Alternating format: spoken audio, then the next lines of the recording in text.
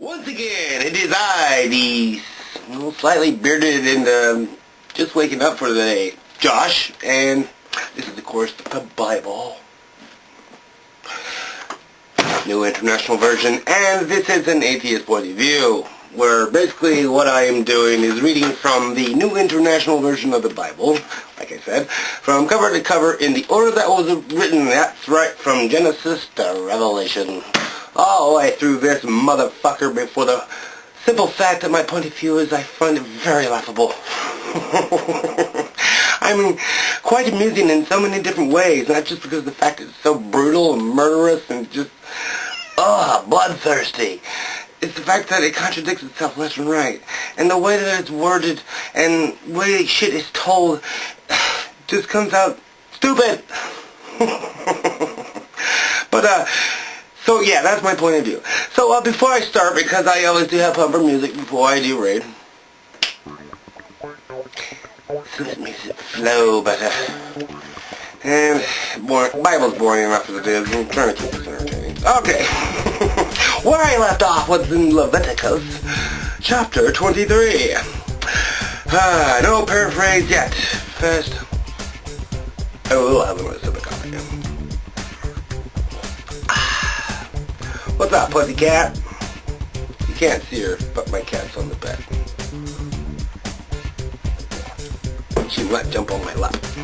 Okay, let's read. Verse 1, the Lord said to Moses, "Speak to the Israelites and say to them, these are my appointed feasts, the appointed feasts of the Lord, which you are to proclaim as sacred assemblies." Never mind, I don't want to get into it. Okay, next paraphrase. The Sabbath, verse 3. There are 6 days when you may work, but the 7th day is a Sabbath of rest. I love how they don't clarify whether that's Saturday or Sunday. A day of sacred assembly. You're not to do any work. Wherever you live, it is a Sabbath to the Lord. Alright, next paraphrase. The Passover and unleavened bread. Oh, great. The shit bread again. Verse 4. These are the Lord's appointed feasts. The sacred assemblies you are to proclaim as their appointed times. Synchronize your watches, Moses, Aaron. We've got to make it to the appointed times. Verse 5. The Lord's Passover begins at twilight on the 14th day of the first month. Not a twilight reference. Fuck. Verse 6. On the 15th day of the month, the Lord's feast of unleavened bread begins. For 7 days, you must eat bread made without yeast.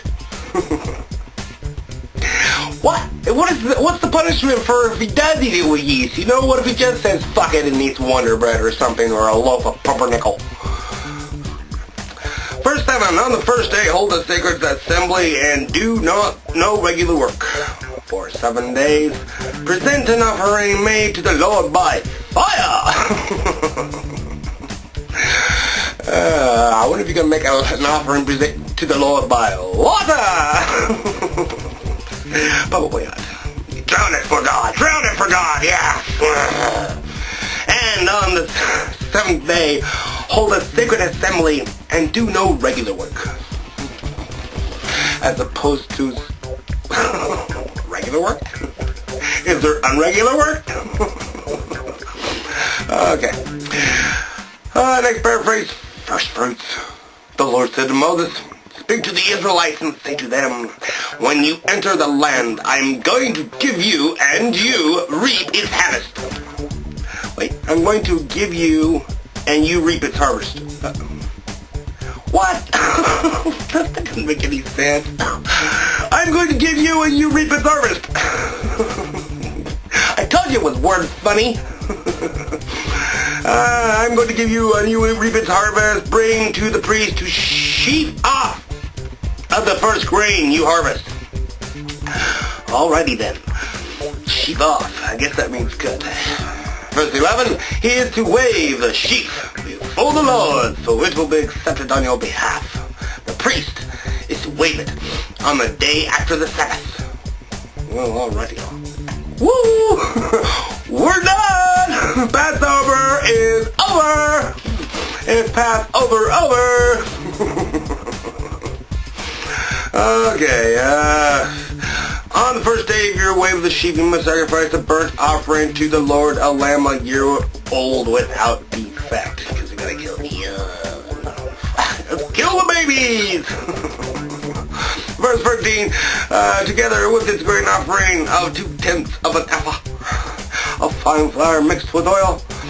Oh, an offering made to the Lord by fire, a pleasing aroma, and its drink offering of 1/4 of a hin of wine.